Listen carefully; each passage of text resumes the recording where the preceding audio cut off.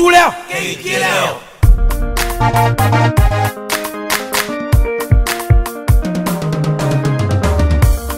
Mi babamu. Mi wanyo. Kazo tobe. Mi mamimu. Mi wanyo. Kazo tobe. Like kwa tobe o. Nya like kwa tobe o. Asia na suai. Like kwa tobe o. Otobe. Like kwa tobe o. Siria kwa yi ejeni e. Like kwa tobe o. Asia na suai. Like kwa tobe o. Asia na suai. Like kwa tobe o. Nana ya osimo e. Nana, ligre kwa tobe o. Ngaje mo seri sonyo. Mina na seri mi kanyo. Ni wania nyanuma de bakona e. Ligre kwa asenga su nyanuma na kriyo. Si kana tisi folie favre nyamie sanu. Nia folie favre nyamie sanu. Beku na fo yin fablos na ligre unle. Na fo yin fablos na ligre unle. Somangu vie kwani swananyo sanya grama vie nyanuma na fire. Somangu vie toli loto sanya toma vie nyanuma na fire. Afia senga suwa dige kwa tobe. Asenga suwa dige kwa tobe. Mama blandu emiri dige kwa tobe. Sofa Mama katie Tondi saka sumo baluma lebrani mimo. Asenga su lige kwa tobe.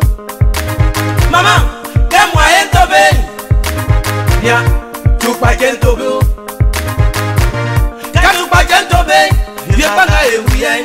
Vie ulen tobe. Yoleke asenga su lige kwa tobe. Otobe. Yandri jise. Kususumo baluma lebiani. Ili abwana e. Yobwe kromo balu marien yole na boje mo frère ana asenga su like kwa tobe o. Like kwa tobe o. Je kanulan ma fe Constantine e. Mimo otobe o. Mimo asenga su like kwa tobe o. Mayara chérie misi magba na kokokun. Minyama like kwa tobe o. Olisra nyamye. Mi wanyo sra nyamye. Sorti mariage. Oto. Sorti soao. Oto. Sorti sikai. Oto. Sorti voyage. Oto. Nana fokona klolo mama Gladys e. Mimo like kwa tobe o. Lolo volant. Yala remo e baba.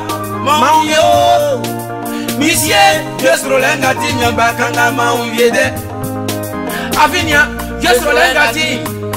Kombu alien, ya bien Frédéric e. Mi kwa fa ma famille on est ba o clamosu. Senyo, otimande, mini bele mande. Kawa ya sami wansu fire, nyamye priye mfe uyanyo. Avinia, molo o masakemba wa o.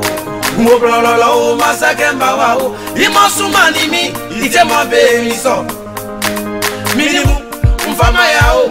Afinia le profetier besi be pofo. Le profetier besi be profo. Ministre commande o. Ministre demande. Afinia asega susike kanza ese mirien tomi. Benga o. Kanza ese oliato. Mi pofo yo mwe. Mi sile kwa yi etieni. Kata koni promo baluma le biani. Baba Benga o. Nana ya Simon Simon Papa fenyo mede.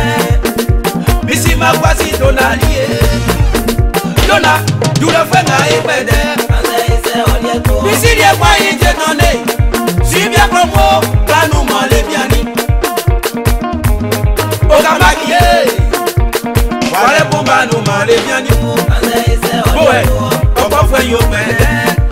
Asanu lo mi si die kwa Lucien, pourquoi vous y mène? Joshua, le colonel, a déchiré.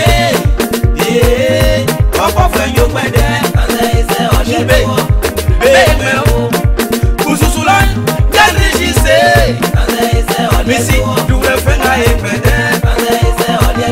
Dialou Koubakasa, Bofiamou, belle bébé Guanou. Oui, y'a bien Kofi Eriké. On y a Kofi Amani Grisinier. Tita Belonia Maya au Morisi. On y a Kwasi Maman Geneviève. Gene, Oko Fenyo Mwede. Debo Klolo ici des Kofi Mathieu, Oko Fenyo Mwede.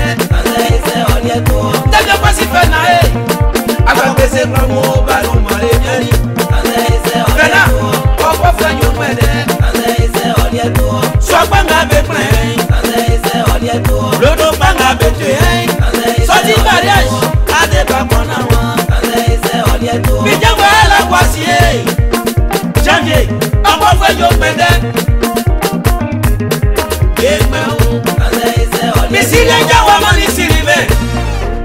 Agwe Kami Mubanu Male Biani. Missile Oko Fenyo Mwede. Missile la Bakonawa. Baba, Wake qu'on a quand ici le Kofi Amani Emmanuel. Pourquoi nous mais Petit Stéphano.